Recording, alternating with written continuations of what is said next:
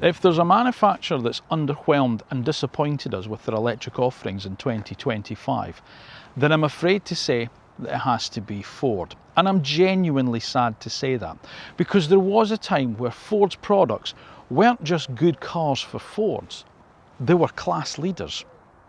But where have they all gone? There's no more Fiesta. The Focus finishes production this year. The Mondeo's long since departed us. The S-Max and Galaxy people carriers, they're gone. Even the little city car, the car, that's no longer available either. And what have they replaced them with? Mediocre mid-size electric SUVs. I mean, don't get me wrong, the Explorer's not a bad car, but it's fairly average in a class where being average isn't good enough. You've got to be brilliant to really compete. The Capri, probably best don't get me started on that. And the Mustang Mach-E, a car I really liked at its launch, just feels a bit long in the tooth and way too expensive now. But all is not lost for the Blue Oval, because now there's a new electric offering from them. There is hope, and it's hope that comes in a slightly smaller package. And that small package is this, the new Ford Puma Gen E, which, as you can imagine, is an electric version of the UK's favourite and Ford's best-selling small car. Thing is, are we in for yet another disappointment? Welcome to this week's road test review, welcome to the new Ford Puma Gen E, and as always, welcome to AutoEV.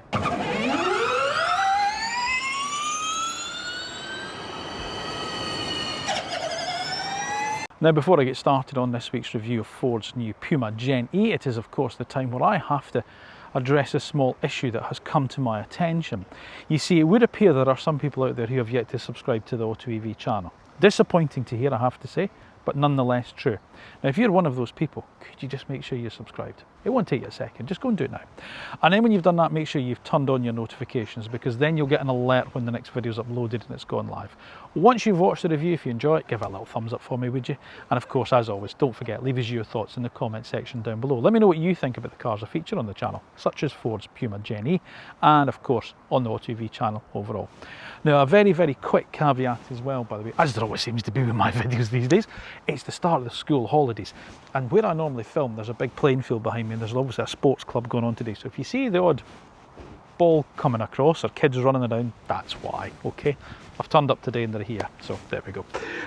Right, Ford's Puma Gen E, what's it all about? Well, as I say, look, the problem I've had with Ford this year is their electric offerings in some respects have just been a bit disappointing. The Explorer is a decent car, but it's just that, it's a decent car, but it needs to be more than decent because it's in a very competitive marketplace. And of course, it's not all Ford's own work, because it's based on Volkswagen's MEB platforms. And then some of the problems that Volkswagen have with that then translate across to the Ford as well. And it's not exactly a cheap car. Then there's the Capri. Now look, I get some people are buying the Capri and some people do like it, but personally, I just don't see the point of it. It's not because it's called Capri, I just genuinely don't see the point of the car. And it is very expensive.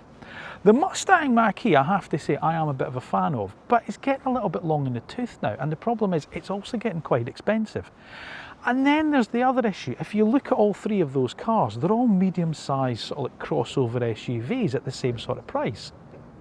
Why? Ford seems to be competing with itself. What we really want is small electric cars.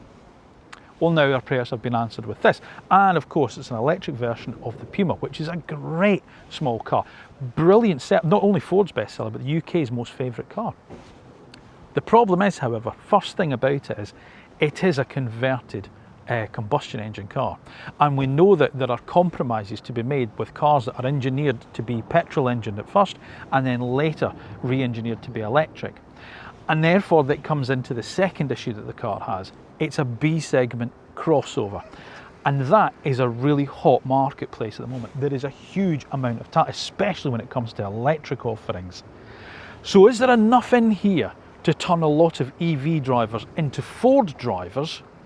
Or are we just going to see a lot of Ford drivers become electric car drivers?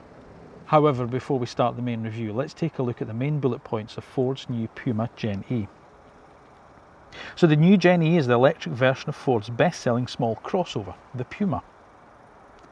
It slots into Ford's electric SUV range below the Explorer, Capri and Mustang Mach-E.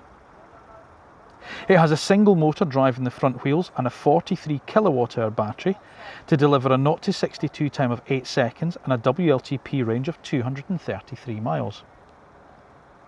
3 trim levels are available, and prices start at just under £30,000 and increase to just over £34,000 depending on which one of those you choose.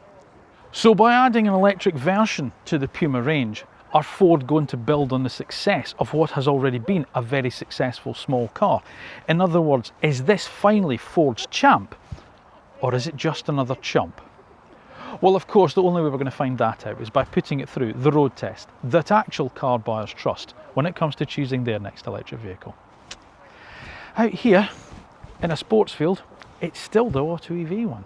Right, let's kick off with how the car looks, which is to say I think it looks quite good actually. I always have. I think the Puma's a good looking little car. Funnily enough, although they call it a crossover obviously, it's not that SUV-like, is it? You know, it's just like a big hatchback. And maybe that's why it's so popular. Maybe that's why Ford weren't really that concerned about getting rid of the Fiesta, because the Puma's not really that much of an SUV kind of crossover style of car. It is just slightly a slightly bigger hatchback. There we go. The Puma itself got a little bit of a facelift last year, so you get the new sort of like DRL headlights. And it's got the 3, I see them as claws, and I wondered whether that was Ford's version of the, you know, the Peugeot Lime Claw, whether they're doing the Puma Claw. I don't know, but that's what it reminds me of. You get matrix LED headlights with high beam assist on this premium model, but we'll talk about specs and trims a bit later on. How do you tell the Pumas fueled by electricity rather than petrol? Well, there's a few telltale signs. The first one is you get this filled in grille area here with the Mexican moustache round the top of it, like the Mach-E, the Mustang Mach-E, and I do like that. I think that looks really cool. I also like the way the big Ford oval is sort of like inset into the panel rather than a stuck-on badge on top of it. That looks a little bit nice detail work there, Ford.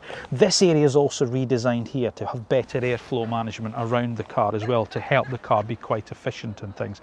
It's quite a feline look to the car, isn't it? You know, sort of like the headlights, the kind of curvy front wings and all the rest of it. But as I say, they've retained the good look of the Puma, which I say is I think is a good thing. And I quite like the fact that it is an electric Puma, because I think the Puma's a good looking little car. I'm quite pleased that they haven't tried to bring out yet another car, you know, to sit alongside it and confuse us even further.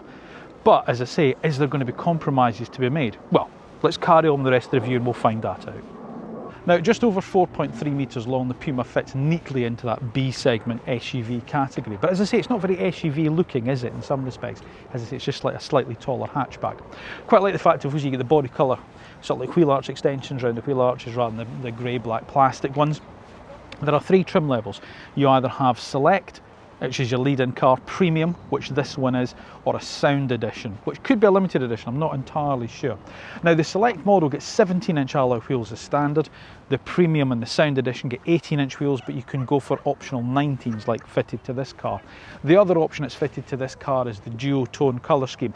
And you'll know the Gen E is because you can get it in 2 colours that you can't get on the standard Puma. Either this electric yellow, which I think is actually quite cool, I quite like it, or I think it's called Sonic Blue, sort of like a really bright metallic blue, which is quite nice as well. But yeah, it's fun, isn't it? It's a nice bright colour, really suits the car, I think.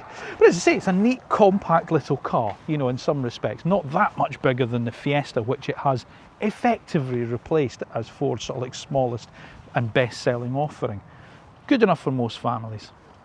Now, round the back of the car, there's another couple of telltale signs of this is the electric one. You get a slightly longer roof spoiler to help with the airflow, and the Puma lettering across the back is done in white rather than black, which again, I quite like. I don't mind that at all. But again, a nice, neat little car. Really like sort of, you know, the sort of like the blistered lights that come round from the side there, and obviously they're cut into the tailgate. You know, there's a reasonable sort of like depth of tailgate as well. You get a reversing camera there. There's parking sensors down there, and a nice, neat body-coloured diffuser down the back there. Obviously a rear wiper, which is going to please me no end. And again, I like the fact the blue oval is inset into the tailgate rather than actually stuck on over the top of it. So, it's a Puma. We don't need to go too far into the design of it because it's pretty much as we've known the Puma to be over these years. What do you think? Have you got a Puma? Would you be tempted to go down the route of an electric one when you change it? Do you like the fact Ford have kept it pretty much the same in terms of its design, just a couple of small changes? Would you rather have seen Ford bring out a completely different model and leave the Puma well alone as their smallest electric offering? Whatever the case is, let me know your thoughts in the comment section down below. Now, whilst it is a small car, the boot is anything but, because believe it or not, there's 523 litres of boot space in the Puma Gen E. Now, it doesn't look at it first, so let's just take the standard boot that we've got here. It's a decent size. That's not bad actually for the size of car that it is. It's not got a massively high load lip and there's only a small drop in there. However, it has a thing called a gigabox. Now the standard Puma has a megabox, but this has a gigabox, and it's underneath this floor here, because what you can do is you can just tip the floor up against the backs of the front seats, and there is this massive well there. And because you don't have an exhaust system to package, that's why it's even bigger than the petrol engine car. That is absolutely huge. That goes right to the bottom of the car. Plus, it's not lined, it's all plastic inside. Plus, there's a drain cover. There's a drain hole in here, so you can actually take this out. He says, actually it's not going to come out, so I won't try it. But you can drain that out, so you can hose all that out. So if you've, I don't know, if you've been for a walk with a dog and you've got muddy wellies on or something like that, you can chuck them in there and then don't have to worry about them, you know, mucking up the carpet, the boot. Or you go to the garden centre, as people do, and you buy a couple of tall plants. You don't have to worry about damaging them because you've got extra height there, and there's soil in there, you can just wash it out with a drain hole plug. Phenomenal. That's bigger than a Skoda Elrox boot. Way bigger than anything Stellantis offers. It's almost as big as a Skoda Enyaq when actually talking about overall volume. Now, suitcase wise, I genuinely couldn't believe this, but look, because you can pop the carry-ons down in here. If I pop my carry-ons in, I put one in there, even one against the back there, I'd get another two of that in there. So that would be effectively, that would be 4 carry-ons. Well, I'll put my rucksack in there, my camera bag, then you can put that down there, and then we get a big suitcase, or a medium one, sorry to say, in there, and then our large one goes there, and there's still space. Even if I put that there, there's still space for yet another carry-on or softer bags down the side. That is incredible. That is absolutely incredible. So if it's practicality you're after and you want a small B segment SUV, nothing, and I mean nothing, in this class touches the Puma. I should also have mentioned, if you do fold down the 60-40 split rear seat, then it'll take total capacity up to 1283 litres. Plus as well, you also get an additional 43 litres in the front here to store your cables if you need as well. Which again is great considering that this started life as a combustion engine car. So well done Ford, really well done. So far when it comes to practicality, we've not seen any of the compromises that would normally blight a car that started life as a combustion engine and then gets re-engineered to be an electric one. However, we do start to see a little bit of it start to creep in now, as I shall explain. Now, I'm only 5'8", okay? And I can fit behind myself in terms of the driving position, that's fine. But look at my legs. The floor feels really pushed up. That is the downside. It really feels like you're sitting on the floor in the back here. So from the point of view of small children, it should be okay. But obviously if you take around elderly people with you, you know, so I'm thinking of parents-in-laws, that type of thing, you know, friends, you know, if you're an older driver, they're going to feel like they're really sitting on the floor, and that makes entry and exit a little bit tricky, in fairness. As I say, there's space for me, and again we have to remember it is a small B segment SUV, but there's no doubt that is a compromise. You do feel the floor being really pushed up. As I say, if I feel it at only 5'8", can you imagine somebody 6 foot sitting back here? Exactly. Storage, yeah, you get pockets in the backs of the front seats. There's some small door bins that are shaped to take a water bottle, that's fine. No centre armrest, that is a little bit of a downside, but I'm finding that with a lot with these B segment SUVs, not a lot of them do have it. You know, there's 2 USB-C charging ports there, plus a 12-volt socket, so that's good. And the ISOFIX points, well, they're not covered or anything, they're just, you just basically find them by jabbing the prongs of the seat between the backrest and the squab itself. So that's how you find them.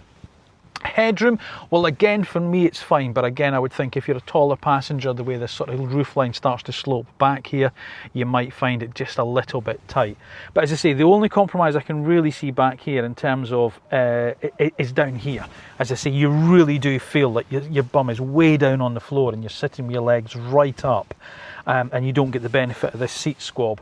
And I must admit, I can get my feet just underneath my position, but I can't move them at all. They are jammed in there. So do watch that, do try that out if it's taller rear passengers, or dare I suggest more elderly passengers you're thinking about taking around in the back of your Puma. Right, up front, well, it's familiar Puma, which is a little bit of a double-edged sword for me in some respects. Quite like the design of it, quite like, I tell you what you do get is a really big driver's display. I can't knock the clarity of that. You know, 12.8-inch screen right in front of the driver, and then a 12-inch infotainment screen across here. Pretty much everything apart from window controls and steering wheel controls and a couple of buttons there are done from the screen, so there's no physical climate buttons here. And as I say, there are elements of it that I really like, there are elements of it I'm going to question. Right, let's start with some of the good stuff. So you get Ford Sync 4 operating system, which I do quite like, in fairness. You get Apple CarPlay, wireless Apple CarPlay, Android Auto as standard. You know, it's a big screen, it's relatively straightforward to do. You know, things like settings, you can go into there and change things. It's a little bit slow to sort of like, you know, start up a little bit, but you know, it's all right, you know, it does the job, in fairness. And I quite like the fact that it is quite basic in its layout, and as I've said in a few reviews up till now, the simpler displays in some respects are actually quite good, because you're having to rely on using the screen for so much now. The easier it is to see things, the easier it is to sort of find things, the better it is. So dare I suggest the more basic it is in some respects, the better it is. So I do quite like that in that sense. If you do use sort of like the inbuilt navigation system, you know, again, it's quite nice. It's quite, you know, relatively quick to respond. You can have it as a 3-dimensional one. You can have it as a 2-dimensional map. Usual stuff, as you can imagine. You've got to go into here to have your climate control system on. So your fan speed there is this sort of slider control there. You see that? Oh, turn that right up there. Oh, and down one there. So that's a bit tricky to do, or you can have it as auto climate there. But then you see, you can press the temperature button and then slide your finger to sort of like, you know, vary it as well. It's okay, it's not bad. It works relatively well, but dare I suggest maybe a little bank of climate control buttons underneath there might have worked better. But on the whole, it's not bad. I'm not going to go too much into the screen, in fairness, because I say it's relatively much of a muchness. The only thing I will say is finding your driver assistant things. The other day, I must admit, it took me a little while, and I haven't been driving this car for a couple of days because I've been in Scotland. Let me remember where it is. Is it vehicle it's in? No, it's not there. It's somewhere in here, and you've really got to sort of like look for it. Is it general? No. You've got to remember where they are. That's the downside. So where you think they are, they're obviously not. Features. Oh, I wonder if that's it. Drive modes, there we go. So right, so there we go, that's what I knew it was simple to find. So from your home screen, you've got to go features, driver assistance, wait, speed, and then it's not the top one, so you've got to go down, speed limit assist, click on that, speed warning, turn off, yes, okay, close that, return, lane keep assist, mode, aid, turn off, and then return. So yeah, it's a little bit in depth to turn stuff off like that. You've got to remember where they are. Okay, same with your drive modes. There is no drive mode button, is there? No, there is no drive mode button. You've got to do it from there. So again, if you're using the drive modes, you've got to go in there. Right, so that's the screen. It's okay. Other people do it better, but in fairness, other than having to go through a load of different menus to find the driver assistance systems to turn off, it's a relatively easy system to use, and I quite like it. Plus, as I say, you get Apple CarPlay standard, plus it has things like Amazon Alexa as well, which you can obviously sync up to various different things, and you can sort of like, you know, change the widget things here to have on what you want to sort of like see, if that makes sense. Okay, as I say, I really like the driver's display. It's really big, it's really bold, it's right in front of you. I'm going to talk about steering wheel in a minute, but you can see it through the steering wheel. And as I say, I do quite like it. All your information's there. It's not in tiny little fonts that you're really struggling to see. It's there. Right, the steering wheel. Now, I'll talk a bit more about when we're out driving it. But at first I thought, what a really odd wheel this is, because it's almost a rectangle. You know, it's not even a squircle. You know, it's almost got vertical sides which are longer than the sort of like the top and bottom, and it just feels really big. But actually, when you're driving, it's quite nice. It's a weird wheel when you first look at it and you go, "Hang on, how does this work?" And especially as you turn, and then your hands are closer together than they are there. But it sort of does work. It's just quite nice, and it does mean you can see the display through it, no matter where your driving position is. So that is one other good thing about it. Now, with the electric Puma, you lose the transmission lever from here. Now, of course, it goes up to being a stock up here. So you've got one stock over here, which obviously is your wipers and your indicators and your main beam. Your light switch is on the dashboard here, and I'm pleased to say it's a physical light switch, so I do like that. The other physical buttons you've got are obviously on the steering wheel, so for things such as your cruise control over here, your volume, your track search, and your media selection over here. So again, they're quite nice and they're easy to use. And the physical buttons you've got to push and press. That's good. I do like the transmission stock as well. You know, it's really nice and straightforward to use. So, you know, just pull all the way down for drive, you push the end of it for park, all the way up for reverse. And as I say, it frees up all this space here, so you get a lot of storage. You get a wireless charging pad there, you get another little cubby next to it, and it's nice rubber mat as well, so things don't slide around. So you pop your keys down there, they're not banging off the sides of the transmission tunnel as you're going, sorry, the centre console as you're driving down this, the windy lanes. And there's more storage underneath here, so there's a massive amount of storage underneath here. It's almost like a double height storage bit at the bottom there. Plus you get really decent sized door bins as well, which is good. Plus we've got the two cup holders here, so you know, which will take my big water bottle, that slots in there nicely. Plus we've also got a deep, although it's not long, it is very deep, centre cubby box. Now I've just noticed I lied to you slightly there. There's your button for your drive modes. Apologies. It's there, but it's actually a physical button there, so apologies on that. Plus there's your parking camera there, plus your maximum defrost for the front screen, so that's it. Now when you go up to this premium model, you get the Bang & Olufsen audio system, and that's obviously on the sound edition as well, and you get this sound bar across the top like you do in the other Ford products. That's quite cool, I quite like that. And then there's the design of it. As I say, I quite like it, it's okay. But the materials, right, this is where it just falls apart a little bit for me. Now, don't get me wrong, it's better than you get from some of the Stellantis cars, okay? So when we were talking, I don't know if you've watched a lot of the reviews. If you haven't, probably a good time to remind you just to subscribe to the AutoEV channel. If you've watched my review on the Alfa Romeo Junior, for instance, you know, especially the Veloce model, which is a, you know, near 50 grand car, and the material quality inside doesn't feel it. This feels better than that, okay? But it's not as good as, say, a Renault 4. The Renault 4 feels more premium inside. They're just nicer materials. So it's somewhere in the middle of all the sort of like the class, if you like. There are better cars than it. There are worse cars than it.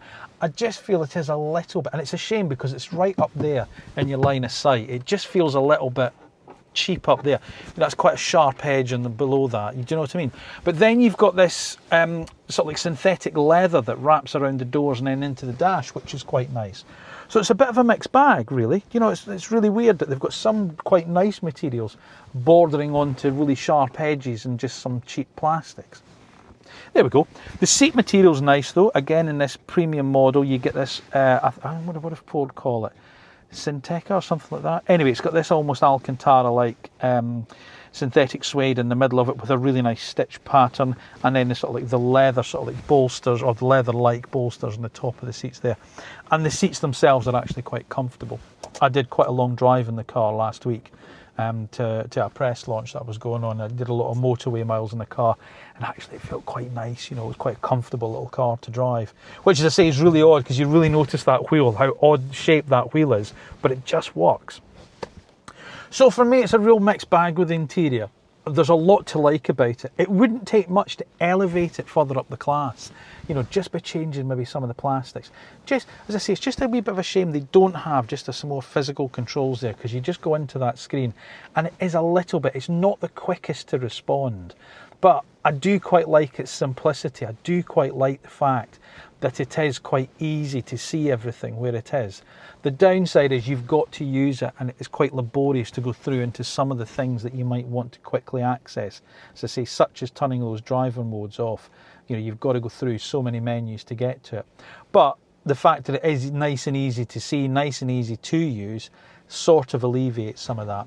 It would just be nice, as I say, to see some better quality materials on the top of the dashboard Ford, especially because it's where you see them. But the comfort's good, the visibility of the instrumentation panel's good, the controls that are here, they all feel nice, and you see there's a lot of physical controls. It's well equipped to standard as well. You do get a huge amount of equipment as standard, even on the entry-level Select model, which is probably the sweet spot in the range, in fairness.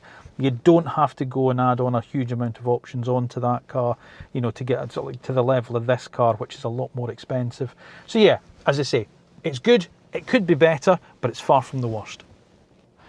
Now, whilst there's nothing particularly to write home about when it comes to the Ford's usability, there's nothing really wrong with it in some respects. It's a 43 kilowatt hour battery, and that means 233 miles of WLTP range on the Select model, which comes on the smallest 17-inch alloy wheels. Move up to the Premium on the 18-inch and that drops below 230. Option up these 19-inch wheels and you're probably looking at just around about 210 to 220 miles. So that's that. Charging speeds 100 kilowatts. Again, it doesn't sound like an awful lot, but with such a small battery in the car, it means a 10 to 80% charge is achieved in just 24 minutes from a charger capable of delivering that sort of speed. The only downside is there's no heat pump, not even as an option. There's no onboard 11 kilowatt charging, and obviously there's no such thing such as vehicle to load. But then again, it's not really a criticism at Ford, because that's not available on a lot of cars in this B segment sector. So again, it's sort of middle of the road, nothing particularly special, but nothing particularly wrong with it either. Now, when it comes to performance, the Puma Gen E delivers 168 PS, which gives it a 0 to 60 time of 8 seconds. All right, isn't it? You know, it's absolutely fine. You know, you could make it faster, they could have made it a bit slower, in fairness, which is an interesting thing, because, as I said, I'd done a sneak peek recently with the Vauxhall Mokka GSE, and I mentioned there it would be really good to see Ford do like an ST version of this car. It really would. And it's not so much the power that the Puma delivers, it's the way in which it delivers it that makes this a really good little car, which again would make me really quite excited if Ford were to do a performance version of this, because whilst it is 200 kilograms heavier than the combustion engine car, the equivalent Puma, and you can feel it in some respects, it's such a good little car to start with. That's what makes it all the better here, because there's an alertness to the car. There's a sort of like it almost feels a little bit alive. I don't know if that makes any sense. At first, when you get in the car, and it's the steering that really stands apart for me, you know. So when you get in the car at first and you turn the wheel and you go, oh crikey, that's light. It's not, it's just really quick. It's a really quick steering rack, and which means that, you know, you really dive for a corner, the car responds really, really quickly. Not twitchy, it's not that, it's just really, really eager to turn in. And the weight behind the wheel as you do turn in, there's weight there, you can feel what the front wheels are doing. And that to me really stands this car apart in this class. You know, there's no doubt about it in some respects, you know, away from the performance things like the Abarth and the Junior Veloce and the Mini Aceman JCW. This is a real driver's car. If you enjoy driving, you know, and you just want a small sort of like family crossover, there's a lot to like about this, and as I say, it's easy to understand why the petrol engine one gets such high praise, and it's the same here. Yes, as I say, it's a little bit heavier, but not so much that it absolutely ruins everything. Okay, this is a really good little car, eager turning, nicely weighted steering, and as I say, the wheel is such an odd steering wheel at first. When you get behind, you go, oh, I don't know about this, but then all of a sudden it just feels right in your hand, and it's just nice. Talking of which, the driver environment's nice as well. You know, the seats, you do sit nice in them, you know, you sit well in them. They could do with maybe a little bit more lateral support, but again, it's no different to some of the cars in the class. It's not, you know, anything wrong with the Puma per se, it's just a personal preference. It'd be nice to have a little bit more lateral support. But you sit well in the car, there's a really nice driving position. There's a comfortable driving position, and you've got, as I say, good visibility of the dashboard, and there's good sort of, you know, you can place the car easily. So again, if you are sort of, you know, heading down a sort of like a twistier road and you want to get a little bit of a hustle on, the car really does respond quite well. It's not perfect though, okay? It does come at a cost, that sort of, dare I suggest, that driver engagement. And if there is one, then it's probably a little bit of refinement. Okay, the ride, now admittedly this car is on the 19-inch wheels, which might have something to do with it, and it's not uncomfortable. I do not want you thinking I'm about to say this is an uncomfortable car. It is not. It is a very comfortable car, but there's no doubt about it, you do feel more of the road surface through the bottom of it. You know, things like the Renault 4, you know, bigger cars such as the Skoda Elroq, which is available at the same price as this car, they really cause you away from the external stuff. You hear a lot more, you feel a lot more in the Puma. So that is the trade-off, there's no doubt about it. The other thing that I would say about, in terms of the chassis dynamics of it, is the brake pedal. It's, I wouldn't say it's sort of like Stellantis-like in some respects, but there's just a little bit of travel at the top before anything happens. It's not, I don't know if it's grabby or not, but just, you know, if I'm coming up to this roundabout, let me just do sort of like, you know, slowing down. So there, I'm pushing the pedal and not a lot happens, and then you push a bit further and then all of a sudden it grabs. Do you know what I mean? So you've got to really watch that. It really does at the last minute put the anchors on. And yeah, there's that deadness just at the top of the pedal that just doesn't feel quite right. That maybe needs a little bit of looking at, I think, Ford, you know, because that takes a bit of getting used to. You can, where is it now? You can go into the menu system here. If I go in, see, this is the only other thing. There's so much of this. Drive modes, driver assistance.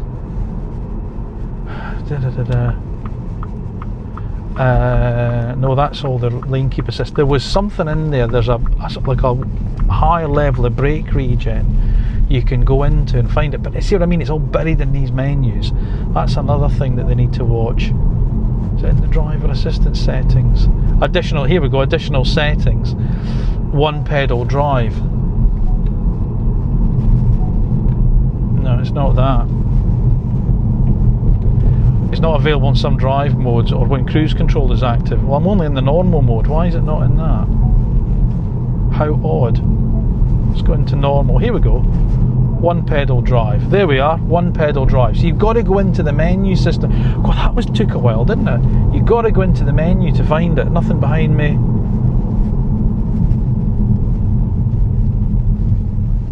Oh, it does haul it up. There you go, and stops on the brake. So the one pedal drive mode is in the screen, and you can have that on if you want. Okay. You've got different drive modes which you can access via the screen, or like as I found out, there is a button down there. I really need to look at these cars more. So you can go into different driving modes. So normal, eco, sport, or slippery. And obviously slippery is like, you know, where it really dulls the torque down and stuff, so you can get a bit more prodigious use of the throttle if you're on, like say, like a slushy surface. If I go into sport, there is a much more response from the throttle pedal, and it's really fun. And this is what I mean. This is the car. This is the one in the market that's actually quite a bit of fun to drive. Sorry, let's go through that width restriction there. And you can hear there's a propulsion sound as well. Now you can turn that on or off, but it's a bit like the Mach-E has that as well. You've got that propulsion noise, and I quite like it. Oh, hang on. Here's my bumpy bit of road. Let's see how this does. Yeah, you can just feel much more of the road surface through it, and it's a real shame because it doesn't detract from it, I suppose. You know, as I say, it is the trade-off you've got to make for that more engaging drive. And I say you can't criticise it because you do feel everything coming through from the chassis, and there's a lot of feedback from the steering as well, which is excellent. There's a lot of feedback from the wheel. But let's just give it a bit of a blast from here.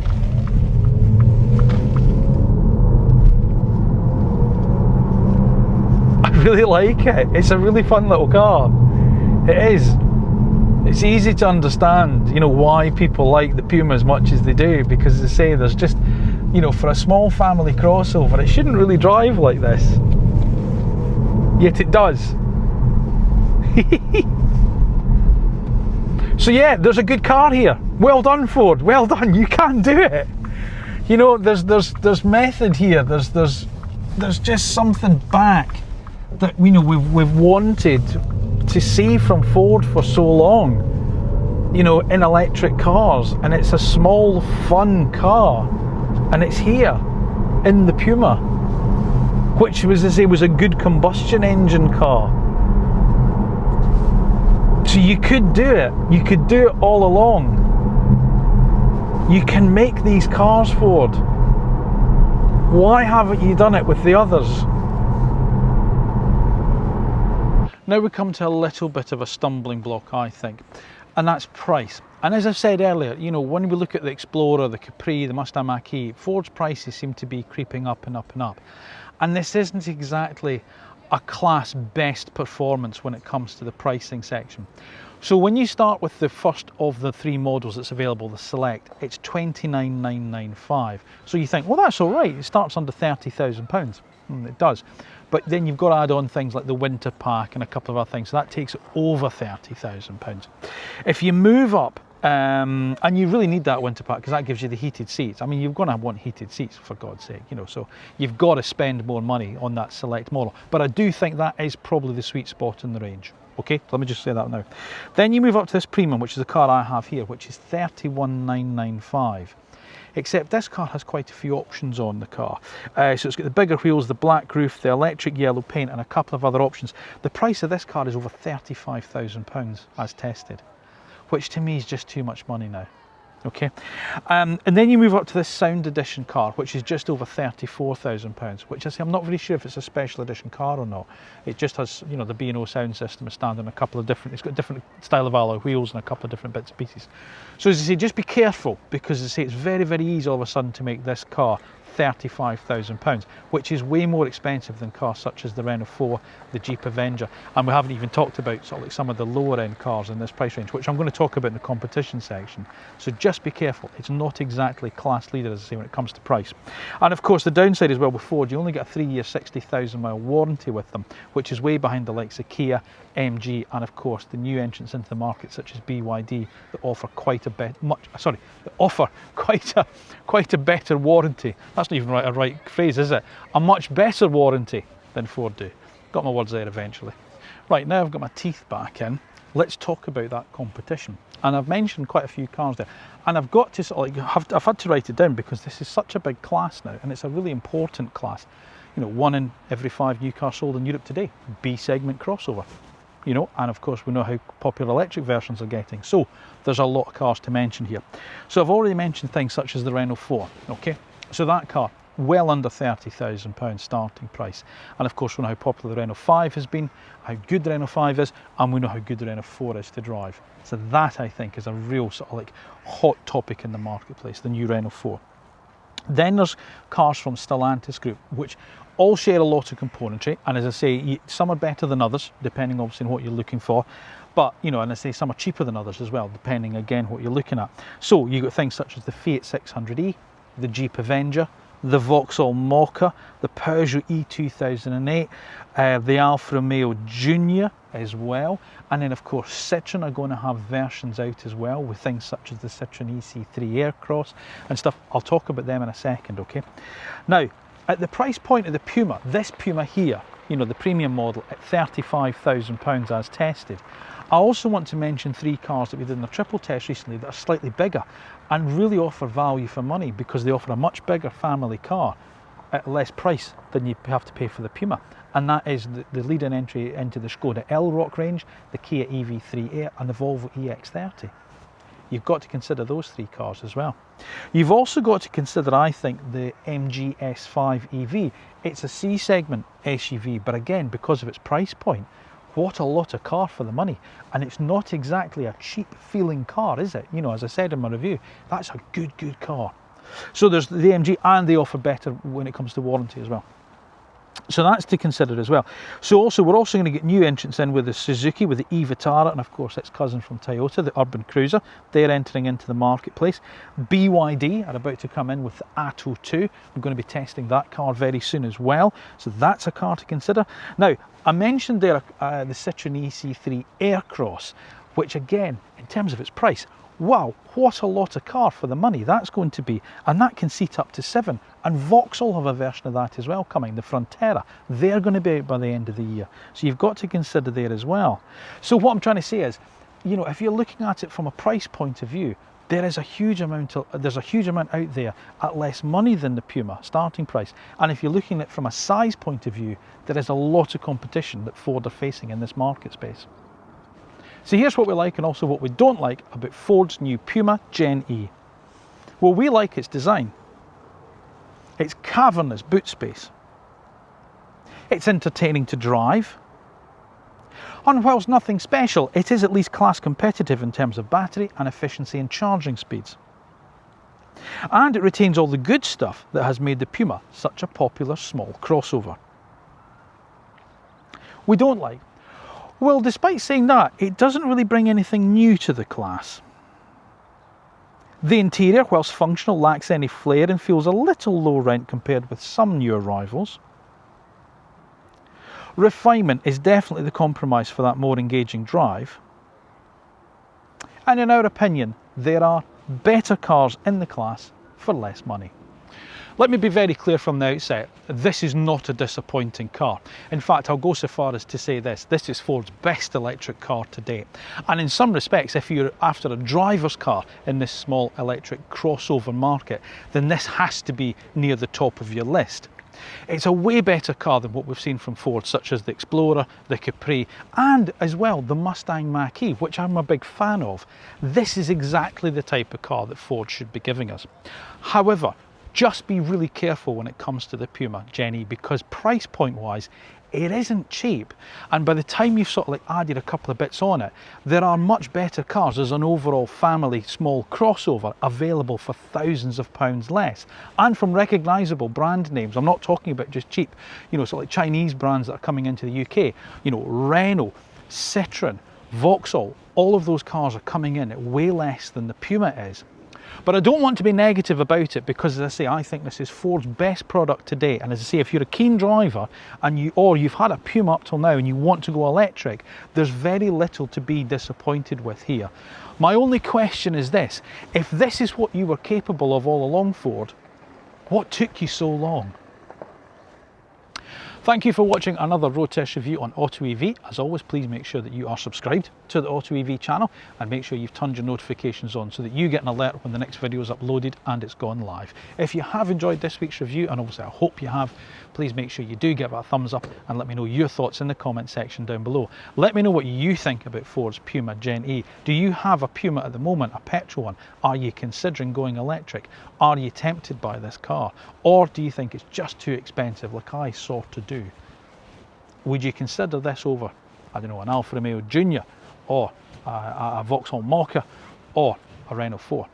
Let me know your thoughts down in the comment section. Now remember, we're across on all social media platforms as well, so if you're into Facebook, TikTok, LinkedIn, Instagram, whatever it is, we're across on there, so give us a follow there, because that certainly does help the channel. And if you're in the marketplace for an electric car, it might not be a new Ford Puma Gen E, maybe you're thinking about a second-hand Ford Mustang Mach-E. As I say, it's a good car, and some of those are looking good value for money now. But how do you know a bit more about it? How do you find out a verdict on that car before you go and sign in the dotted line? Well, here's how. Stay on the AutoEV homepage on the YouTube channel, and just at the top there you'll find a magnifying glass. Type the name of the car you're interested in buying in there, and of course if it's been a new electric car in the UK in the last 6 years, we've subjected it to the road test that actual car buyers trust when it comes to choosing their next electric car. And they've told us so it has to be true. And it's the AutoEV one. All that remains for me to say is thank you once again for watching. Thank you for your continued support. I'll see you again soon.